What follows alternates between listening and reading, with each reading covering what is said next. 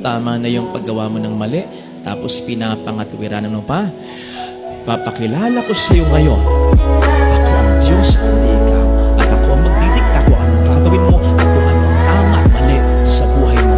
Ilalagay tayo ng Panginoon sa isang sitwasyon na tulad sa ating salmo ay sasabihin din natin ang sinabi ni David, maawa ka sa akin. Ako'y nagkasala sa iyo. Sa sitwasyon na wala tayong magagawa kung hindi niya tayo iaahon kasi wasak ka na.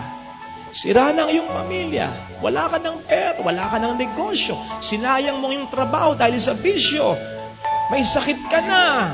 Nawala na ang mga bagay o mga tao sa iyo ay mahalaga.